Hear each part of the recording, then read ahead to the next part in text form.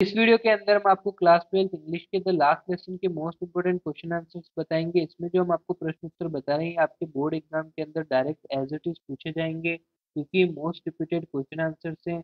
यानी ये बार बार आपके हर एग्जाम के अंदर पूछे जाते हैं, तो इनको अगर आपने अच्छे से तैयार कर लिया तो इस लेसन के अंदर आपके कभी भी नंबर नहीं कटेंगे।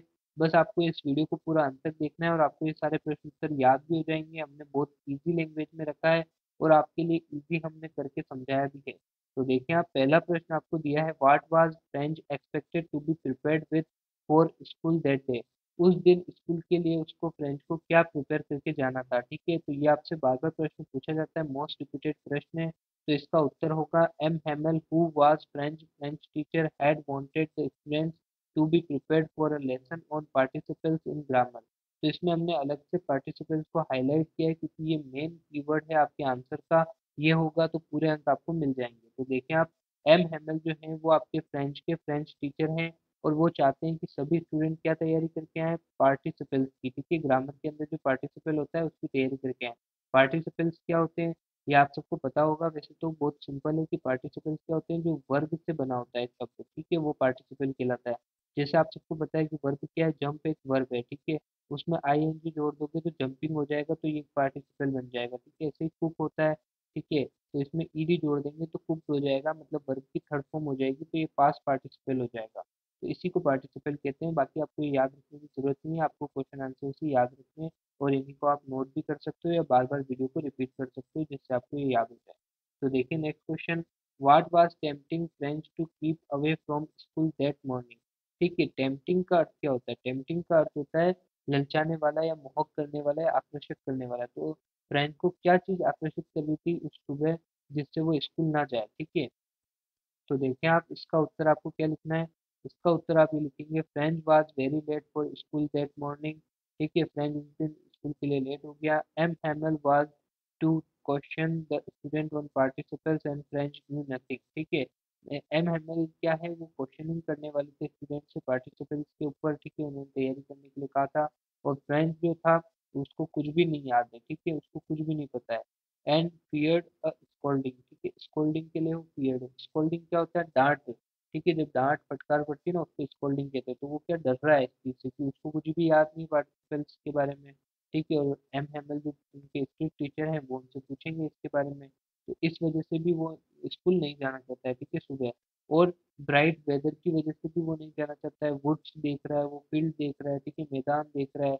चार्पिंग, चार्पिंग का अर्थ क्या होता है कि मतलब चहचहाट। ठीक है, ये ज़्यादातर बर्ड्स के लिए यूज होता है, ऑफ बर्ड्स, क्योंकि जब बर्ड चहचहाती है तो वो भी सुन रहा है ये, तो उससे भी वो आकर्षित हो रहा है दूसरी तरफ कि मैं स्कूल ना जाऊँ। ठीक है, tempted him to be spend the day outdoor. ठीक है, वो बाहर अपना आउटडोर में ही अपना समय व्यतीत करे, इसलिए उसको मतलब ये चीज़ें आकर्षित कर रही है। ठीक है ना, तो ये आपके उत्तर हो जाएगा। नेक्स्ट देखें आप, तीसरा क्वेश्चन है, what was unusual about M Hamel's dress and behaviour on the day of his last French lesson.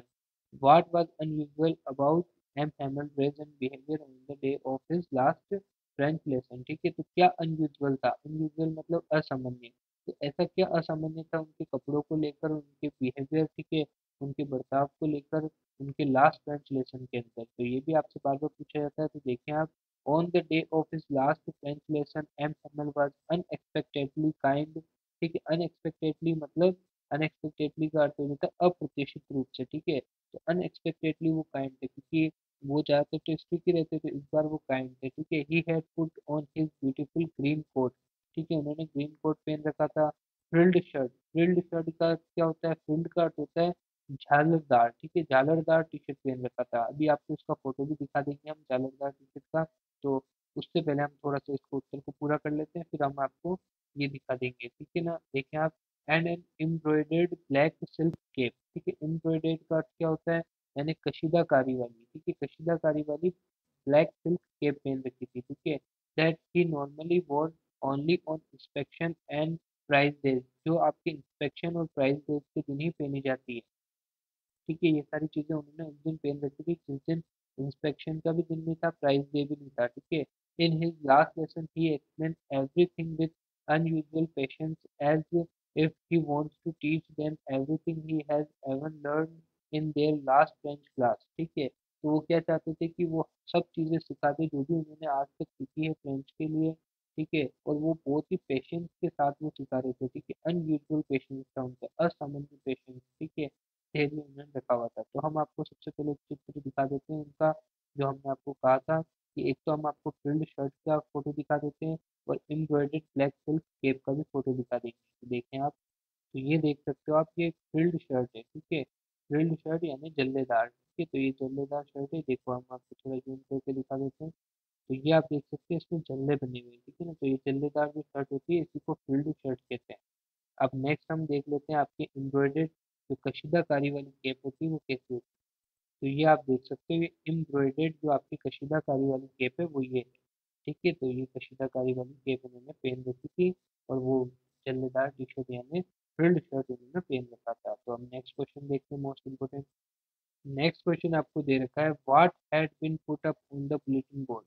Most सारे ही मोस्ट इम्पोर्टेंट है, पर ये मोस्ट का भी मोस्ट है, मतलब ये तो इतनी बार पूछा जाता है ना जिसकी हद ही नहीं है। तो इसको तो आपको अच्छे से तैयार करना है। What had been put up on the bulletin board, bulletin board पर क्या लिखा गया था, ठीक है? क्या था, देखें आप।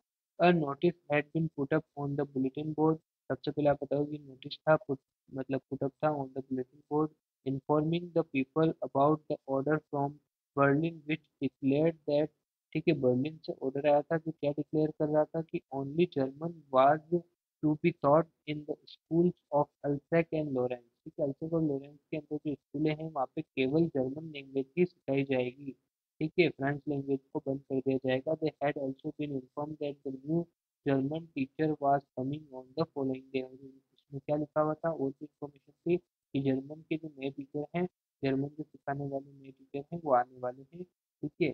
तो ये भी इसमें लिखा हुआ था, तो ये आपको लिखना रहेगा, और जो हमने अलग कलर से हाईलाइट कर रखा है वो मोस्ट इम्पोर्टेंट है। आगे चलते हैं, नेक्स्ट देखिए आप, question number 5 most important.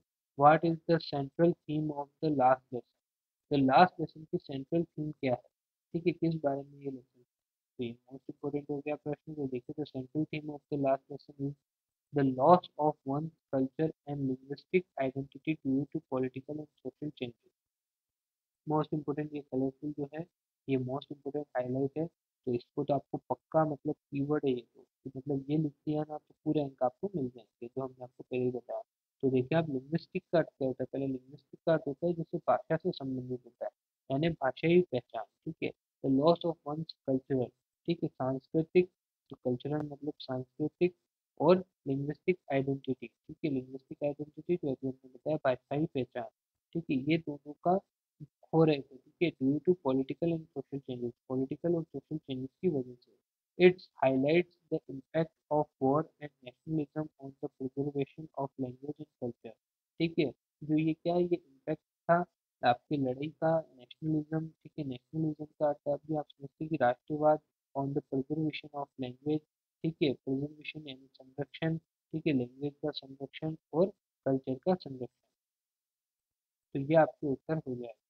Next question देखें आप, what lesson does French learn at the end of the story, what lesson does French learn at the end of the story, मतलब कि फ्रेंच ने कौन सा लेसन सीखा स्टोरी खत्म होने के अंत में, ठीक है? तो क्या सीखा है फ्रेंच ने, तो ये भी इम्पोर्टेंट क्वेश्चन देखें। At the end of the story French learns the importance of his native language and culture, यानी नेटिव मतलब देशी, यानी अपनी मातृभाषा, ठीक है? अपनी मातृभाषा और अपना कल्चर, अपना संस्कृति, ठीक है? उसने इसका महत्व सीखा है, ठीक है? इस लेसन के खत्म होते ही realise that he should have appreciated the French language and the efforts of his teacher M M earlier, ठीक है? तो वो किस चीज़ को अप्रिशिएट करना चाहता है कि वो फ्रेंच लैंग्वेज को अप्रिशिएट करे, ठीक है? और वो जो अपने जो टीचर हैं एम हैमल, उनको भी अप्रिशिएट करे, ठीक है? उनका सम्मान करें। He understands that the loss of one's language and culture identity is a profound and painful experience. Profound का अर्थ क्या होता है कि गहरा और गंभीर, मतलब उसको दर्द होगा, ठीक है? तो उसने इस चीज़ का भी एक्सपीरियंस लिया है कि जब आप अपनी खुद की लैंग्वेज और अपना कल्चर को खोते हो तो कितना ज़्यादा गंभीर दर्द होता है, ठीक है? गहरा आपको सदमा पहुंचता है। तो ये आपको बताया गया। नेक्स्ट क्वेश्चन देखें आप, what impact does M Hamel's farewell have on the students, M Hamel का जो फेयरवेल था, मतलब उसका जो लास्ट दिन था, उसका इम्पैक्ट क्या पड़ा स्टूडेंट्स के ऊपर, तो देखें आप इसका उत्तर। M. Hammel's emotional farewell leaves a lasting impact on the students, making them realize the importance of their French education and culture. ठीक है, उसका इम्पैक्ट क्या पड़ा कि उन सबको रियलाइज हुआ, स्टूडेंट्स को इम्पोर्टेंस किसकी, फ्रेंच की इम्पोर्टेंस। ठीक है, फ्रेंच एजुकेशन की इम्पोर्टेंस, कल्चर की इम्पोर्टेंस उनको समझ में आई। तो ये आपको लिखना है और आपको तुरंत मिल जाए। सारे उत्तर देख लो, आपके सब मिलते जुलते आपको लग रहे हैं, क्योंकि ऐसे ही आपके प्रश्न आते हैं। और ये जो हमने प्रश्न बताया ना, यही प्रश्न आपको घुमा फिरा के आपके एग्जाम में पूछेंगे। तो इसलिए इस वीडियो को ही 2-3 बार देख लो, तो आपका काम हो जाएगा इस पार्ट को लेकर। आगे देखिए, लास्ट क्वेश्चन आपके लिए रखा गया है, who is the author of the last lesson. इसका आंसर हम आपको नहीं बताएंगे, आप सबको कमेंट करना है। ठीक है, ताकि हमें पता चले कितने बच्चे पूरी वीडियो को देख रहे हैं, कितने बच्चे सीरियस हैं। तो आपको लास्ट में अब तक पहुंच गए हो तो कमेंट करके जरूर बताएं कि इनके ऑथर कौन है द लास्ट लेसन के, और आपको याद भी होने चाहिए। ठीक है, विद स्पेलिंग, स्पेलिंग का हमेशा ध्यान रखें। Thank you for watching. मिलते हैं नेक्स्ट वीडियो के अंदर। और कौन सी वीडियो चाहिए वो भी बता दें, जिस भी लेसन पर चाहिए आपके लिए वीडियो बना दी जाएगी। अगर आपको समरी भी चाहिए पार्ट की तो वो भी आप बता सकते हैं, तो वो भी हम आपको पढ़ा देंगे। Thank you for watching. मिलते हैं नेक्स्ट वीडियो के अंदर।